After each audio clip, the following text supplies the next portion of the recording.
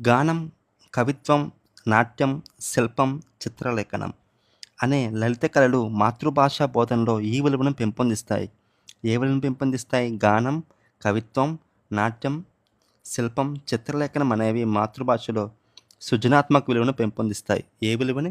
సృజనాత్మక విలువను పెంపొందిస్తాయి. మనస్సులోని భావ పరంపరను ఏ పదాల ద్వారా, ఏ వాక్యాల ద్వారా ఎదుటివారికి అందిస్తామో అదే భాష. మనసులోని భావ పరంపరను ఏ పదాల ద్వారా, ఏ వాక్యాల ద్వారా ఎదుటివారికి అందిస్తామో అదే భాష అని అభిప్రాయపడిన భాషావేత్త ఎవరండి? మనసులోని భావంపర రామచంద్ర వర్మ. రామచంద్ర వర్మ. రాముడిని మనం ఎలా కోరుకుంటాం? మనసులో కోరుకుంటాం కాబట్టి ఏమైనా కోరికలు అలా గుర్తుపెట్టుకోవచ్చు. రామచంద్ర వర్మ మనసులోని భావ పరంపర. తరగతి గదిలో ఉపాధ్యాయుడు శ్రవణ నైపుణ్యాభివృద్ధికి దృష్టిలో ఉంచుకోవాల్సిన అంశము. తరగతి గదిలో ఉపాధ్యాయుడు శ్రవణ నైపుణ్యాభివృద్ధికై దృష్టిలో ఉంచుకోవాల్సిన విషయం ఏమిటి? విద్యార్థులతో పాఠాలను మౌనంగా చదివించాలి. అసలు మౌనంగా చదివిస్తే వాళ్ళు శ్రవణం అనేది అభివృద్ధి చెందదు కదా. కఠినమైన ధ్వనులు నుండి సులభమైన ధ్వనులకు పరిచయం చేయాలి. అలా ఎప్పుడు చేయకూడదు. ఎప్పుడైనా సరే సులభం నుంచి కఠినానికి వెళ్ళాలి. శ్రవణ లోపం ఉన్న విద్యార్థులను తరగతి గదిలో దూరంగా, పూర్తిగా వెనుక వరుసలో కూర్చోబెట్టేలా కూడా చేయకూడదు. కాబట్టి ఏం చేయాలి? ఉపాధ్యాయుడు స్వయంగా స్పష్టోచ్చారణ కలిగిన విద్యార్థులకు ఆదర్శంగా ఉండాలి. విద్యార్థులు తరగతి గదిలో నేర్చుకున్న దానికి పునర్బలనం చేకూరడానికి బోధన చివర ఉపాధ్యాయుడు అందించే కృత్యం. విద్యార్థులు తరగతి గదిలో నేర్చుకున్న దానికి పునర్బలనం చేకూరడానికి బోధన చివర ఉపాధ్యాయుడు ఇచ్చే కృత్యమే ఇంటి పని. ఏంటిది? ఇంటి పని. వ్యాసరచన బోధన ఉద్దేశాల్లో చేరని అంశం ఏమిటి? మనకి ఏం చేరదు? రచనలను పరిచ్ఛేదాలుగా విభజించకపోవడం. ఫ్లాష్ కార్డులు, నమూనాలు ఈ రకమైన బోధనోపకరణాలు. ఫ్లాష్ కార్డులు, నమూనాలను మనం ఏం చూస్తాం కాబట్టి దృశ్యోపకరణాలు. ఫ్లాష్ కార్డులు, నమూనాలు అనేవి దృశ్యోపకరణాలు. సాహిత్యంలోని ఒక ప్రక్రియను వేరొక ప్రక్రియలోకి మార్చగలుగుట అనే స్పష్టీకరణ ఈ బోధన లక్ష్యానికి చెందుతుంది. ఒక ప్రక్రియ నుండి మరో ప్రక్రియకి మార్చగలగడం అంటే సృజనాత్మకత. ఏ లక్ష్యాన్ని కలిగి ఉంటుంది? సృజనాత్మకత. తెలుగు భాషా మాండలికాలను 4 రకాలుగా విభజించిన ప్రముఖ భాషావేత్త. తెలుగు భాషా మాండలికాలను 4 రకాలుగా విభజించిందెవరు? బద్రిరాజు కృష్ణమూర్తి గారు తెలుగు భాషా మాండలికాలను 4 రకాలుగా వర్గీకరించారు. క్షుణ్ణపట్న ప్రయోజనాలలో చేరని అంశం ఏం చేరదు? వివిధ సాహిత్య ప్రక్రియల్లోని శైలి, రీతులు, వృత్తులు, పాకాలు, రసభేదాలు, ఛందస్సు, అలంకార భేదాలు తెలుసుకొనుటకు తావులేదు అనేది ప్రయోజనాల్లో చేరదు. క్షుణ్ణపట్నం యొక్క ప్రయోజనం ఏమిటి? పాఠ్యాంశ విషయాలు సంపూర్ణంగా తెలిసి భావగ్రహణ శక్తి అభివృద్ధి అవుతుంది. శబ్దం, వస్తువు, భావం అనే మూడింటికి సంబంధించిన అవగాహన కలుగుతుంది. కావ్య సౌందర్యాన్ని, సాహిత్యాభిరుచిని పెంపొందించే రచనా శిల్పాన్ని, భావ ఔచిత్యాన్ని గ్రహించేలా చేసి భాషపై అధికారాన్ని కలగజేయడం అనేవి క్షుణ్ణపట్నం యొక్క ప్రయోజనాలు. గౌణవాచకం, పూరణవాచకం, విస్తారపట్నవాచకం అని పిలువబడే వాచకం ఏమిటి? ఉపవాచకం. ఉపవాచకానికి ఇతర పేర్లేంటి? గౌణవాచకం, పూరణవాచకం, విస్తారపట్నవాచకం. వృత్తిపూర్వ, వృత్యంతర ఉపాధ్యాయ శిక్షణలో ఉపాధ్యాయులకు ఎదురయ్యే సంక్లిష్టతను దూరం చేసి బోధనా నైపుణ్యాలను, ఆత్మవిశ్వాసాన్ని పెంపొందించే బోధన ఏమిటి? సూక్ష్మ బోధన. తరగతి గదిలో, ఆట స్థలంలో, వసతి గృహాలలో విద్యార్థి ప్రవర్తనను అతనికి తెలియకుండా ఉపాధ్యాయుడు తెలుసుకోవడానికి ఉపయుక్తమైన మూల్యాంకన సాధనం. తరగతి గదిలో, ఆట స్థలంలో, వసతి గృహంలో ఏం చేయాలి? విద్యార్థికి తెలియకుండా మనం ఏం చేయవచ్చు? పరిశీలన చేయవచ్చు. కాబట్టి దీనికి సరైన సమాధానం పరిశీలన.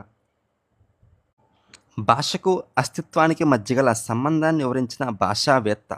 భాషకు అస్తిత్వానికి మధ్య గల సంబంధాన్ని వివరించిన భాషావేత్త ఎవరు? హల్. వింటున్న విషయాలు లేదా సమాచారం సరి అయినవి కానివి నిర్ధారించుకొనుటయే. వింటున్న విషయాలు లేదా సమాచారం సరి అయినవి కానివి నిర్ధారించుకొనుటయే మూల్యాంకనం కొరకు శ్రవణం. మంచి దస్తూరిని అలవర్చుకోవడానికి ఉపకరించే లేఖనం. మంచి దస్తూరి కోసం మనం ఏం చేస్తాం? మంచి దస్తూరి కోసం దుష్టలేఖనం. సామాజిక వాతావరణంలో ఇష్టపూర్వకంగా మరియు ఉద్దేశపూర్వకంగా నిర్వహించే కార్యకలాపాల మొత్తమే సామాజిక వాతావరణం కాబట్టి ప్రాజెక్ట్ పద్ధతి. ప్రామాణికత, విశ్వసనీయత, ఆపయోగిత అనే లక్షణాలు దేనికి ఉండాలి? ప్రశ్నాపత్రానికి ఉండాలి. పాఠ్యాంశ సంబంధ అదనపు సమాచారాన్ని సమకూర్చి ఉపాధ్యాయుల బోధనను సుసంపన్నం చేయగలిగేవి. పాఠ్యాంశ సంబంధ అదనపు సమాచారాన్ని సమకూర్చి ఉపాధ్యాయుల బోధనను సుసంపన్నం చేసేవి ఏమిటి? పరామర్శ గ్రంథాలు. ఏమిటవి? పరామర్శ గ్రంథాలు. గ్రాంథిక భాషను సాహిత్య ప్రామాణిక భాష అని పేర్కొన్నవారు. గ్రాంథిక భాషను సాహిత్య ప్రామాణిక భాష అని పేర్కొన్నవారు ఎవరు? బ్లూమ్ఫీల్డ్. ఎవరండి? బ్లూమ్ఫీల్డ్. గ్రాంథిక భాషను సాహిత్య ప్రామాణిక భాష అని పేర్కొన్నది బ్లూమ్ఫీల్డ్. చూపు మేర అంటే అర్థం ఏమిటండి? ఒక్క చూపులో విద్యార్థి ఎంతవరకు చూడగలుగుతాడు అనేదే చూపు మేర. అష్టాధ్యాయి, అష్టకం, శబ్దశాసనం, వృత్తి సూత్రం, అష్టిక అనే 5 పేర్లతో సంస్కృత వ్యాకరణ గ్రంథం రచించిన వారు ఎవరు? పాణిని. ఎవరండి? పాణిని. పద్యపాఠాలలో రకాలు సరైన వాటిని గుర్తించండి. పద్యపాఠాల్లో రకాలు ఏంటంటే క్రింది వాటిలో మనకి గజల్ అనేది మనకి పద్యపాఠం అవుతుంది. వచన కవిత కూడా మనకి పద్యపాఠం అవుతుంది. కాబట్టి గజల్, వచన కవిత అనేవి మనకి పద్యపాఠాలు అవుతాయి. బోధన అభ్యసన సామాగ్రి ప్రయోజనాల్లో సరైన వాటిని గుర్తించండి. బోధన అభ్యసన సామాగ్రి ప్రయోజనాల్లో సరి అయినది. ఫస్ట్ ఆప్షన్ చూద్దాం. శిక్షణ బదలాయింపుకు తోడ్పడవు అనే ఉంది, కానీ టిఎల్ఎం అనేది మనకి శిక్షణ బదలాయింపుకు తోడ్పడుతుంది. సెకండ్, విద్యార్థులకు ప్రత్యక్ష అనుభవాలు కలుగుతాయి. ఇది సరి అయినదే. బోధనోపకరణాలు ఉపాధ్యాయుడికి పూర్తి ప్రత్యామ్నాయాలను ఉంది, కాబట్టి అది సరైనది కాదు. ఉపాధ్యాయుడికి పూర్తిగా ప్రత్యామ్నాయం అనేది ఏమీ లేదు. విద్యార్థుల్లో ఆసక్తిని, ఏకాగ్రతని పెంచుతాయి, కాబట్టి మనకి బీడీ మాత్రమే సరైనది బోధనోపకరణాలకు సంబంధించి. తరగతి గదిలో బోధన అభ్యసన ప్రక్రియ జరుగుతున్నప్పుడు విద్యార్థి ఏ విధంగా నేర్చుకుంటున్నాడో పరిశీలించి పిల్లల అభ్యసనాన్ని మెరుగుపరచడానికి జరిపే మూల్యాంకనం. ఇక్కడ ఏం జరుగుతుంది? అభ్యసన ప్రక్రియ జరుగుతున్నప్పుడు కాబట్టి మనం నిర్మాణాత్మక మూల్యాంకనం కండక్ట్ చేస్తాం. నిర్మాణాత్మక మూల్యాంకనం నిర్వహించి విద్యార్థులు ఏ విధంగా నేర్చుకుంటున్నారో పరిశీలించి పిల్లల అభ్యసనానికి సహాయపడుతుంది నిర్మాణాత్మక మూల్యాంకనం. సాధారణంగా అగ్రకులాల వారు విద్యావంతులు కావడం, వెనుకబడ్డ కులాల్లో చదువు లేకపోవడం వల్ల వర్గ మాండలికాలను కుల మాండలికాలుగా భావిస్తున్నారు. కానీ అది సరైన దృష్టి కాదని, దిగువ కులాల వ్యక్తులు చదువుకున్న వారైతే వారిని కూడా అగ్రకులాల వారి ఉచ్చారణ పట్టుబడుతుందని అభిప్రాయపడిన వారు ఎవరు అభిప్రాయపడ్డారంటే మనకి బద్రీరాజు కృష్ణమూర్తి గారు. చ, స, ష, సాలను తారుమారు చేసి ఉచ్చరించడం సరైన వాటిని జతపరచండి. ఫస్ట్ది మనకి పులుసు కాబట్టి దీనికి మనకి 6th ఆప్షన్ పులుచు. సికారు, చందమామ, సందమామ. భారత ప్రభుత్వం జాతీయ స్థాయిలో జాతీయ విద్యా ప్రణాళిక చట్టం 2005ను ఈ నివేదిక ఆధారంగా రూపొందించింది. ఏ నివేదిక అండి? మనకి ఎన్సీఎఫ్ అనగానే గుర్తు రావాల్సింది ఏంటి? భారరహిత విద్య. క్రీడల ద్వారా భాషా అధ్యయనాన్ని సులభతరం చేయవచ్చని తెలుసుకున్నవారు కార్డ్వెల్ కుక్. ప్రాథమిక దశలో ఉపయోగించదగిన దృశ్యోపకరణాలు. ప్రాథమిక దశలో ఉపయోగించదగిన దృశ్యోపకరణాలు ఏమిటి మనకి?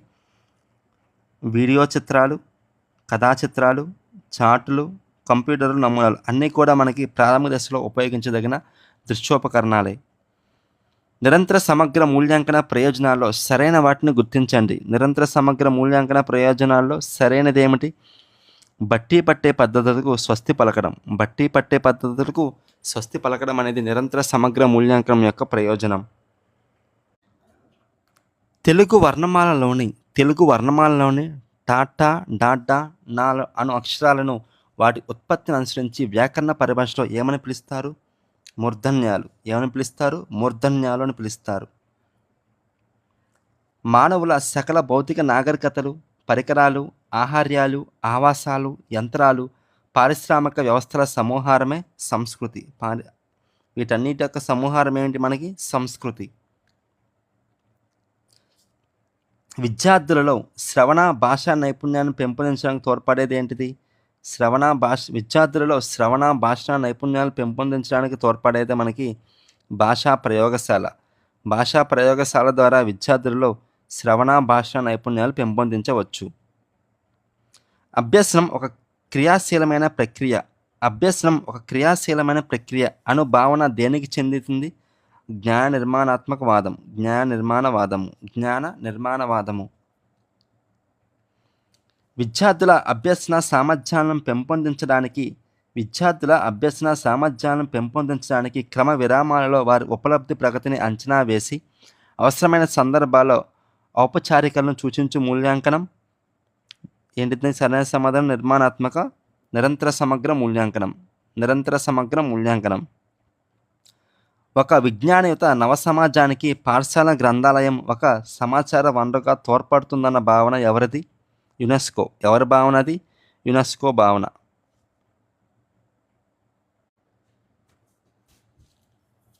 భాషా గ్రంథములు వానిలో భాషను గురించిన నిర్వచనాలను జతపరచము. భాషా గ్రంథములు వానిలో భాషను గురించిన నిర్వచనాలు జతపరచడం. ఫస్ట్ చూద్దాం. లాంగ్వేజ్ ఇన్ మోడర్న్ వరల్డ్ ఇచ్చిన నిర్వచనం ఏమిటి? ఉన్నత సంక్లిష్ట సూత్రజాల వలయమే భాష. Second option A course in modern linguistics ఇచ్చిన నిర్వచనం ఏమిటి? వివిధ భాషణ అలవాట్లతో కూడిన సంక్లిష్ట వ్యవస్థయే భాష. మూడోది చూద్దాం. ఇంట్రడక్షన్ టు ట్రాన్స్ఫర్మేషనల్ గ్రామర్ ఇచ్చిన నిర్వచనం ఏమిటి? భాష అనంతమైన వాక్యాల సముదాయం. మోడర్న్ లింగ్విస్టిక్స్ ఇచ్చిన నిర్వచనం ఏమిటి? భాష ఒక అంశం లేదా లక్షణం గల విషయం కాదు. సమాజంలో మానవ సంబంధాలు ఎంత క్లిష్టమైనవో అంతే సంక్లిష్టమైన మానవ ప్రక్రియ. దాన్ని నిర్వచించింది ఎవరు? Modern linguistics. ఉక్తలేఖనం చెప్పేటప్పుడు పాటించే సూచనలు సరైన వాటిని గుర్తించండి. సరైన సూచనలు ఏంటి? ఉక్తలేఖనంలో మొదటగా విద్యార్థులకు తెలిసిన పదాలే చెప్పాలి. ఇది సరైనది కాదు. చాలా నెమ్మదిగా ఉక్తలేఖనం చెప్పాలి. ఇది కూడా సరి అయినది కాదు. విద్యార్థులు సంసిద్ధతను గ్రహించి ఉక్తలేఖనం చెప్పాలి. సరి అయినది. విరామ చిహ్నాలు పాటిస్తూ ఉక్తలేఖనం రాసేటట్టు చూడు. ఇది కూడా సరైనది. కాబట్టి సి, డి మనకి సరి అయినవి. బౌద్ధుల కాలంలో బౌద్ధ ఆరామాలలో ప్రధానంగా నేర్పబడిన భాష ఏమిటి? పాళీ భాష. చెన్నై సూరి బాల వ్యాకరణం, బహుజనపల్లి ప్రౌఢ వ్యాకరణ గ్రంథాలు ఈ విధమైన వ్యాకరణానికి ఉదాహరణ. ఏ విధమైన వ్యాకరణానికి? వర్ణనాత్మక వ్యాకరణం. భాషా ప్రయోగశాలలో విద్యార్థిని సరైన మార్గంలో వినేటట్లు చేయడానికి తగిన సూచనలు ఇవ్వడానికి విద్యార్థుల పనిని మూల్యాంకనం చేసి వాటిని గ్రేడ్లుగా గుర్తించేవారు ఎవరు? సలహాదారు. మూల్యాంకనం అంటే ఎంపిక చేసిన లక్ష్యాల దృష్ట్యా ఒకదాన్ని వర్ణించిన దాన్ని ఎంతవరకు గ్రహించవచ్చునో లేదా ఎంతవరకు తగినది నిర్ణయించడం అని అభిప్రాయపడినవారు ఎవరు? హెగెల్ మరియు థార్న్డైక్. అభివృద్ధి చెందుతున్న సమాజాల అవసరాల కోసం ఏర్పడిన లిఖిత చట్టాల వ్యవస్థే భాష అని అభిప్రాయపడినవారు? Professor Whitney. ఎవరు? Professor Whitney. సుదీర్ఘ కాలంలో మొత్తం విద్యా ప్రణాళిక అధ్యయనం ద్వారా విద్యార్థుల ప్రవర్తనలో కనబరిచిన మార్పులే సుదీర్ఘ కాలంలో మొత్తం విద్యా ప్రణాళిక అధ్యయనం ద్వారా విద్యార్థుల్లో కనబరిచిన మార్పులే గమ్యాలు. అంటే మొత్తం విద్యా ప్రణాళిక ద్వారా మనం సాధించేది ఏంటిది? గమ్యాలు. మానవుల నిత్య వ్యవహారంలో భావ ప్రసరణ ఎక్కువగా జరిగేది. మానవుల నిత్య వ్యవహారంలో భావ ప్రసరణం ఎక్కువగా జరిగేది మౌఖికంగా. సమూహ భావన, జట్టు కృత్యాలు మున్నగు వాటిని ప్రాతిపదికగా పిల్లల విద్యా విషయక, సామాజిక అభివృద్ధికి తోడ్పడు అభ్యసన ప్రక్రియే సహకార అభ్యసనం. ఏమిటది? సహకార అభ్యసనం. సమూహ భావన, జట్టు కృత్యాల ద్వారా మనకి డెవలప్ అయ్యేది ఏమిటి? సహకార అభ్యసనం. కొన్ని పాఠశాలల్లో నల్ల బల్లలకు బదులుగా ఉపయోగిస్తున్న బల్లలు ప్రతిస్పందించే తెల్లబోర్డులు. వీటిని మనం ఇంటరాక్టివ్ ప్యానల్స్ అని కూడా అంటాం. మనం ఒకే ఒక సంస్కరణ విద్యారంగంలో చేయవలసి వస్తే పరీక్షా విధానాన్ని సంస్కరించడమే అని చెప్పింది కమిషన్, సర్వేపల్లి రాధాకృష్ణ కమిషన్. మనం ఒకే ఒక సంస్కరణ విద్యారంగంలో చేయవలసి వస్తే పరీక్షా విధానాన్ని సంస్కరించడం అని చెప్పింది సర్వేపల్లి రాధాకృష్ణ కమిషన్. పద్య గద్యాలలో అన్వయ క్రమాన్ని తెలపగలుగుట అనే స్పష్టీకరణ దేనికి సంబంధించింది? అవగాహన అనే బోధన లక్ష్యానికి సంబంధించింది. పద్య గద్యాలలో అన్వయ క్రమాన్ని తెలపగలుపుట అనే స్పష్టీకరణ అవగాహన అనే బోధన లక్ష్యానికి సంబంధించింది. నోమ్ చామ్స్కీ ప్రతిపాదించిన భాషోత్పత్తివాదం ఏమిటి? స్వతసిద్ధవాదం. ఏమిటది? స్వతసిద్ధవాదం.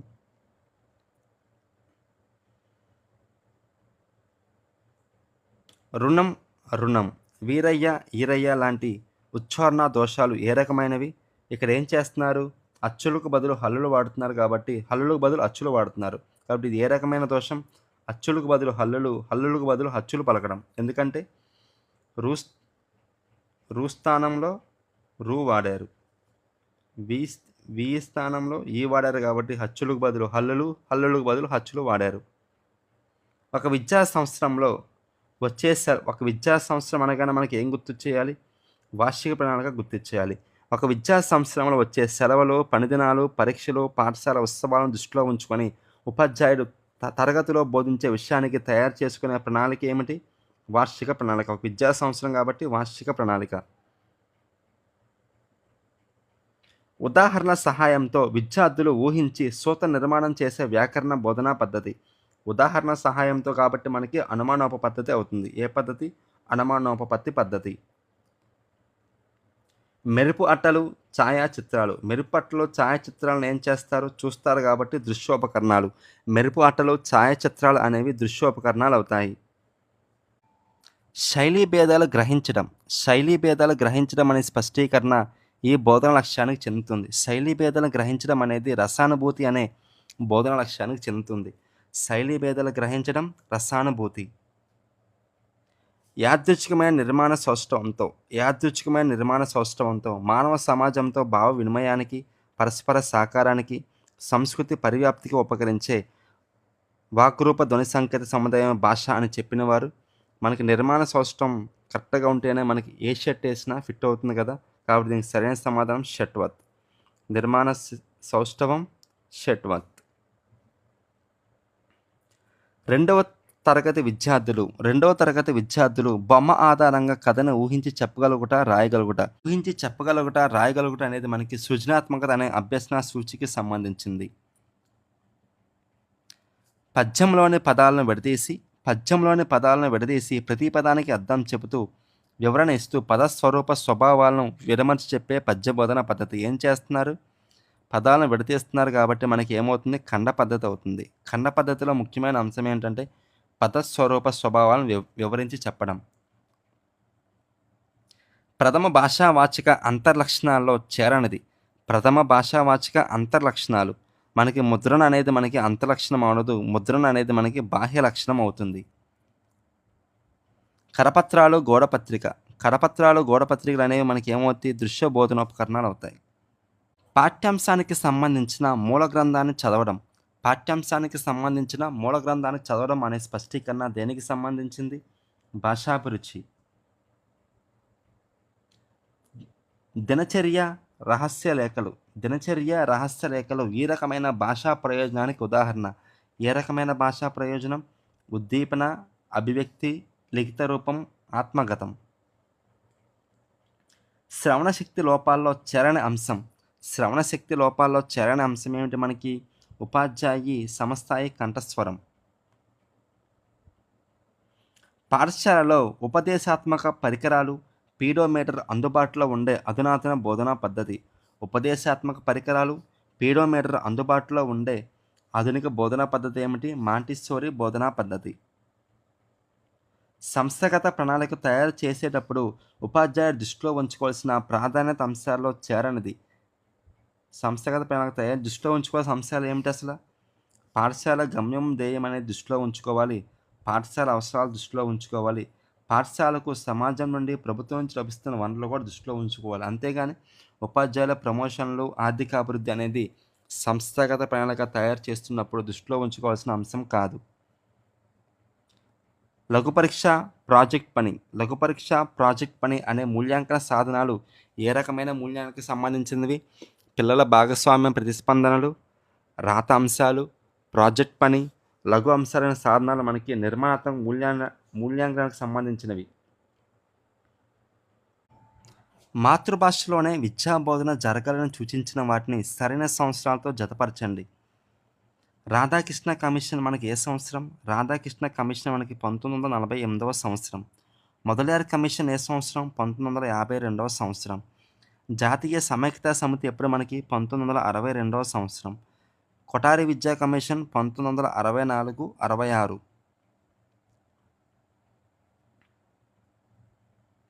క్షుణ్ణపట్నం. ఇది ఒక కావ్యాన్ని కానీ వ్యాసాన్ని కానీ ఆమూలాగ్రంగా ప్రతి శబ్దం మీద అర్థం మీద పరిపూర్ణంగా దృష్టి సారించి విశేషంగా పఠించడం అని అన్నవారు ఎవరన్నారు? గొడవర్తి సూర్యనారాయణ. గొడవర్తి సూర్యనారాయణ. కృచ్ఛాధార పద్ధతిని మన దేశంలో మొట్టమొదటిసారిగా ప్రస్తావించింది ఎవరండి? కృచ్ఛాధార పద్ధతిని మొట్టమొదటిసారిగా మన దేశంలో ప్రస్తావించింది కొఠారి కమిషన్. పాఠ్య ప్రణాళికలోని అంశాలను బోధనాభ్యసన కార్యకలాపాల ద్వారా నిర్వహించడానికి నిర్ణయించినది. పాఠ్య ప్రణాళికలోని అంశాలను బోధనాభ్యసన కార్యకలాపాల ద్వారా నిర్వహించడానికి నిర్ణయించినది ఏమిటది? పాఠ్యపుస్తకం. ఏమిటది? పాఠ్యపుస్తకం. క్రింది సమూహాలలో కేవలం దృశ్య బోధనోపకరణాలు కలిగింది. కేవలం దృశ్య బోధనోపకరణాలు ఉండాలంట. ఫస్ట్ ఆప్షన్ చూద్దాం. పత్రికలు. ఫస్ట్ ఆప్షన్లో పత్రికలు అనేది పత్రికలు, రేడియో, పత్రికలు, స్లైడ్స్ అనేది మనకి ఏంటిది? దృశ్య బోధనోపకరణం కాదు. పత్రికలు అనేవి మనకి దృశ్య బోధనోపకరణం. రేడియో కానీ మనకి రేడియో అనేది మనకి శ్రవ్య బోధనోపకరణం అవుతుంది కాబట్టి ఈ జంట సరి అనేది కాదు. నెక్స్ట్ పత్రికలు, టెలివిజన్ చూడండి. టెలివిజన్ మనకి దృశ్య శ్రవ్య బోధనోపకరణం. సినిమా అనేది కూడా మనకి దృశ్య శ్రవ్య కాబట్టి మనకు కావాల్సిన ఓన్లీ దృశ్య కాబట్టి నల్లబల్ల, ఛాయాచిత్రాలు, నమూనాలు అనేవి కేవలం దృశ్య బోధనోపకరణాలు అవుతాయి. బోధనాభ్యసన ప్రక్రియల ద్వారా విద్యార్థి ప్రవర్తనలో వచ్చిన ప్రవర్తన మార్పుల మొత్తాన్ని తెలిపేదేమిటి? బోధనాభ్యసన ప్రక్రియల ద్వారా విద్యార్థి ప్రవర్తనలో వచ్చిన మొత్తం ప్రవర్తన మార్పును తెలిపేది మనకి మూల్యాంకనం అవుతుంది. ఏంటిది? అది మూల్యాంకనం. గ్రీకు తాత్వికులైన పైథాగరస్, ప్లేటోలు భాష పుట్టుకకు కారణమని ప్రతిపాదించిన వాదం ఏమిటి? పైథాగరస్, ప్లేటోలు కాబట్టి మనకి స్వభావవాదం అవుతుంది. సామాన్యులంతా సంభాషణ స్థాయిలో ఉన్న మాండలికం ఆ స్థాయిని అధిగమించి ఉన్నత వైజ్ఞానిక స్థాయికి అందుకోవడమే ఏంటిది? అందుకోవడమే మేధావీకరణం. విద్యార్థుల భాషా నైపుణ్యాన్ని పెంపొందించుటకు ఉపాధ్యాయునికి ఉపకరించు వ్యూహాలలో ఒకటి. విద్యార్థుల భాషా నైపుణ్యాన్ని పెంపొందించడానికి ఉపాధ్యాయుడు ఉపకరించే వ్యూహాల్లో ఒకటి ఏమిటి? కథాకథనం. భాషా నైపుణ్యం కాబట్టి మనకి కథాకథనం. విద్యార్జన కేవలం పాఠ్యపుస్తకాల ద్వారా జరగదు. పాఠ్యపుస్తకం విద్యార్థుల విద్యా అభ్యాసానికి ఉపకరించే ఒక పరికరం మాత్రమే. గద్య బోధనలో ఉపాధ్యాయుడు పాఠ్య నేపథ్యం, పూర్వకథ, రచయిత వివరాలు, అదనపు సమాచారాన్ని విద్యార్థులకు తెలుపుటకు ఉపయోగించే పద్ధతి ఏ పద్ధతి ఉపయోగిస్తాడు? వివరణా పద్ధతి. కాబట్టి వివరణా పద్ధతిలో ఉపాధ్యాయుడు ఏం చేస్తాడు? పాఠ్య నేపథ్యం, పూర్వకథ, రచయిత వివరాలు, అదనపు సమాచారాన్ని విద్యార్థులకు తెలుపుతాడు. బోధన అభ్యసన ప్రక్రియ జరుగుతున్న సమయంలోనే కాబట్టి మనకి ఏ మూల్యాంకనం? నిర్మాణాత్మక మూల్యాంకనం. బోధన అభ్యసన ప్రక్రియ జరుగుతున్న సమయంలోనే పిల్లల అభ్యసనాన్ని అంచనా వేసే మూల్యాంకనమే నిర్మాణాత్మక మూల్యాంకనం. పరిశీలనలు, ముఖాముఖి, శోధనా సూచికలు, వ్యక్తి అధ్యయనం వంటి మూల్యాంకన అంశాలను ఇలా అంటారు. ఏమంటారు? ప్రవర్తన అధ్యయన పద్ధతులు అంటారు. వ్యాకరణాంశాల బోధనలో వ్యాకరణ పద్ధతి, ఆధునిక పద్ధతి, ఉదాహరణ పద్ధతి అని వ్యవహరింపబడే బోధనా పద్ధతి ఏమిటి? అనుమానోపపత్తి పద్ధతి. అనుమానోపపత్తి పద్ధతికి మిగతా పేర్లు ఏమిటి? వ్యాకరణ పద్ధతి, ఆధునిక పద్ధతి, ఉదాహరణ పద్ధతి.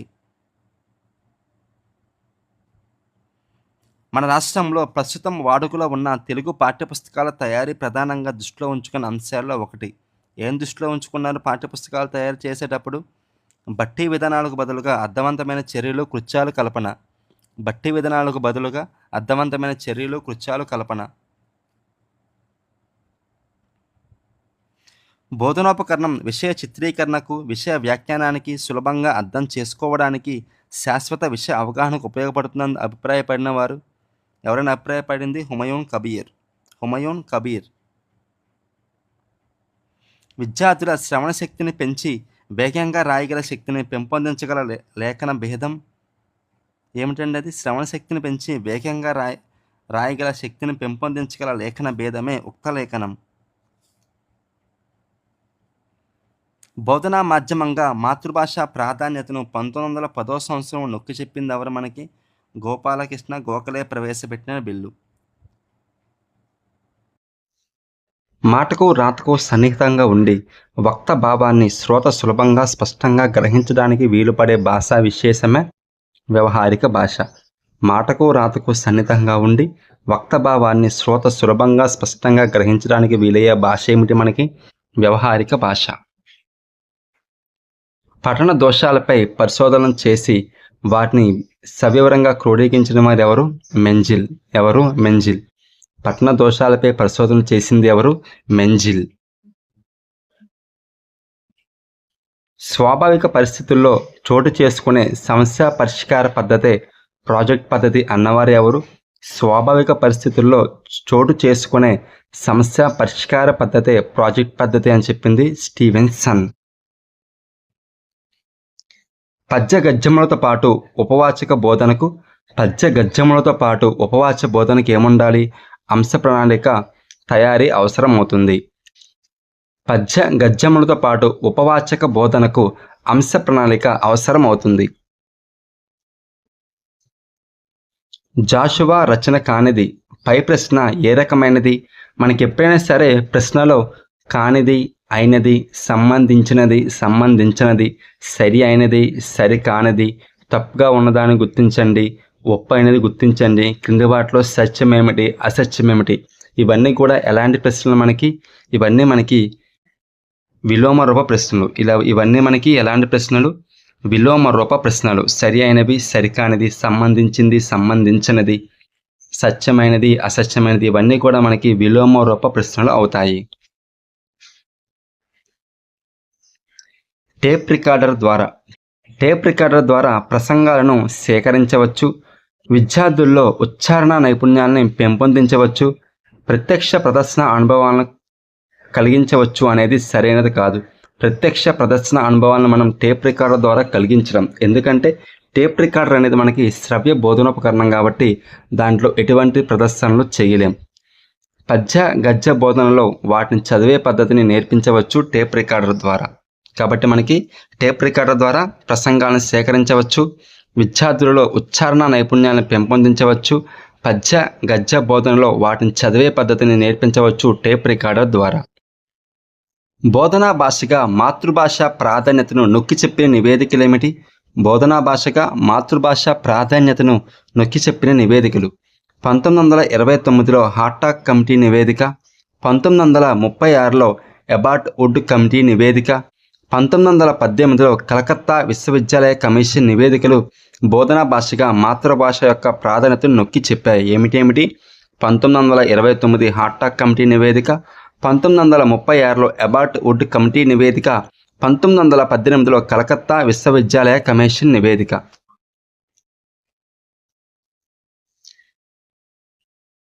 మిగిలిన, మిలిగిన ఇది ఈ రకమైన ఉచ్చారణ దోషం. ఏ రకమైన ఉచ్చారణ దోషం? ఇక్కడ మిగిలిన, మిలిగిన దాంట్లో ఏం చేశారు? వర్ణ వ్యత్యయం. ఏమిటి? వర్ణ వ్యత్యయం అనే ఉచ్చారణ దోషం ఉంది దీంట్లో. వర్ణ వ్యత్యయం అంటే ఏమిటి? ఒక పదంలోని వర్ణాలు తారుమారు చెందడమే వర్ణ వ్యత్యయం. ఉదాహరణకి నవ్వులాట, నవ్వుటాల, వారణాసి, వాసినార, శతకం, శతకంలో పదాలు తారుమారవడం, తతకం, ఇలాంటివన్నీ, తమాషా, శతామ, గజదొంగ, జగదొంగ, ఇవన్నీ కూడా ఏమవుతాయి? మనకి వర్ణ వ్యత్యయాలకి ఉదాహరణ. వర్ణ వ్యత్యయం అంటే అర్థం ఏమిటి? ఒక పదంలోని వర్ణాలు తారుమారు చెందడమే వర్ణ వ్యత్యయం. నియోజన పద్ధతిలో విద్యార్థులు. నియోజన పద్ధతిలో విద్యార్థులు. నియోజన పద్ధతిలో విద్యార్థులు స్వీయ క్రమశిక్షణకు లోబడతారు. నియోజన పద్ధతిలో విద్యార్థులు స్వీయ క్రమశిక్షణకు లోబడతారు. క్రింది వాటిలో విషయ ప్రణాళికకు సంబంధించిన సత్యాలు. క్రింది వాటిలో విషయ ప్రణాళికకు సంబంధించిన సత్యాలు. విషయ ప్రణాళిక అనేది మారుతున్న సమాజ అవసరాలకు అనుగుణంగా మారుతూ ఉండాలి. సరి అయినదే. సిలబస్ అనేది మారుతున్న సమాజానికి అనుగుణంగా మారుతూ ఉండాలి. విషయ ప్రణాళికను రూపొందించేటప్పుడు ప్రభుత్వం పాఠ్య ప్రణాళిక నిర్మాణ సంఘాలను ఏర్పాటు చేస్తుంది. ఇది కూడా సరి అయినదే. ఆధునిక సమాజంలో పిల్లలు జీవించుటకు అవసరమైన విషయ జ్ఞానాన్ని అందిస్తుంది విషయ ప్రణాళిక. ఈ మూడు కూడా విషయ ప్రణాళికకు సంబంధించి సరి అయినవే. మూల్యాంకనం, నిర్వహణ. మూల్యాంకనం, నిర్వహణ మనకి ఇప్పుడు అమల్లో ఉన్న మూల్యాంకనం విధానం ఏమిటి? నిరంతర సమగ్ర మూల్యాంకనం. అంటే ఒక విద్యార్థిని నిరంతరం మనం మూల్యాంకనం చేస్తూనే ఉండాలి. కాబట్టి బోధన అనంతరం మూల్యాంకనం నిర్వహించాలి, బోధనలో భాగంగా మూల్యాంకనం నిర్వహించాలి, బోధనకు ముందు మూల్యాంకనం నిర్వహించాలి. నిరంతర సమగ్ర మూల్యాంకనం నిర్వహించాలి. భాషా ప్రయోగశాలకు సంబంధించి సరికానిది. భాషా ప్రయోగశాలకు సంబంధించి సరికానిది. భాషా ప్రయోగశాలలో 3 అరలుంటాయి. సరి అయినదే. దీని ద్వారా విద్యార్థుల్లో స్వీయ అభ్యసన శక్తిని పెంచవచ్చు, కూడా సరి అయినదే. ఇది ద్వితీయ, తృతీయ భాషల అభ్యసనంలో ప్రయోజనకారి. ఇది కూడా సరి అయినదే. కానీ నియంత్రణ అరలో 20 మంది విద్యార్థులు కూర్చొని వినడానికి అవసరమైన సౌకర్యాలు ఉంటాయి అనేది సరి అయినది కాదు. నియంత్రణ అరలో ఎంతమంది అయినా కూర్చొని వినడానికి సౌకర్యాలు కలిగి ఉంటాయి. స్వతసిద్ధ వాదానికి సంబంధించి సరికానిది. స్వతసిద్ధ వాదానికి సంబంధించి సరికానిది. ఈ వాదం ప్రకారం భాష స్వతసిద్ధంగానే సిద్ధిస్తుంది అనేది సరి అయినదే. ఇది ఆధునిక భాషా శాస్త్రవేత్తల అంగీకారం పొందింది. సరి అయినదే. స్వసిద్ధ వాదాన్నే సాంకేతిక వాదం అనేది అంటారు ఉంది కదా, అది సరి అయినది కాదు. నోమ్ చామ్స్కీ అనే హేతువాది స్వతసిద్ధవాదాన్ని ప్రతిపాదించాడు. ఇది కూడా సరి అయినదే. కాబట్టి స్వతసిద్ధవాదాన్ని సాంకేతిక వాదం అంటారు అనేది సరి అయినది కాదు. పిల్లలు అల్లరి చేసినాడు. ఇందులోని దోషం ఏమిటి? ఇందులోని దోషం ఏమిటి? కర్తకు క్రియకు వచన వైరుధ్యం. కర్త పిల్లలు అనేది మనకి బహువచనంలో ఉంది, కానీ క్రియ అనేది మనకి ఏకవచనంలో ఉంది. పిల్లలు అల్లరి చేశారు అంటాం. ఎప్పుడైతే మన కర్త బహువచనంలో ఉంటే క్రియ కూడా మనకి బహువచనంలో ఉండాలి. కాబట్టి పిల్లలు అల్లరి చేశారంటే సరైనది. కానీ ఇక్కడ పిల్లలు అల్లరి చేసినాడు ఉంది. కర్తకి క్రియకి వచన వైరుధ్యం అనేది ఉంది. ఎందుకంటే పిల్లలు అనేది బహువచనం, క్రియ అనేది ఏకవచనంలో ఉంది. అత్తునకు సంధి బహుళము. అత్తునకు సంధి బహుళం అనే సూత్రం చెప్పి పారిభాషిక పదాలు వివరించి ఉదాహరణ చెప్పి సూత్రంతో సమన్వయం చేసే వ్యాకరణ బోధనా పద్ధతి ఏమిటి? శాస్త్ర పద్ధతి. ఏమిటి? శాస్త్ర పద్ధతి. క్రింది వాటిలో సంస్థాగత ప్రణాళిక ముఖ్య లక్షణాలు. క్రింది వాటిలో సంస్థాగత ప్రణాళిక ముఖ్య లక్షణాలు ఏమిటి? విద్యార్థుల ప్రయోజనాల పరిరక్షణ, పాఠశాల నిర్వహణలో ప్రజాస్వామ్య విలువలు పాటించుట, పాఠశాలకు సమాజానికి మధ్య సన్నిహిత సంబంధం ఏర్పరచుట, పాఠశాలకు అవసరమైన వనరులను సేకరించి సద్వినియోగపరచుట అనేది సంస్థాగత ప్రణాళిక ముఖ్య లక్షణాలు.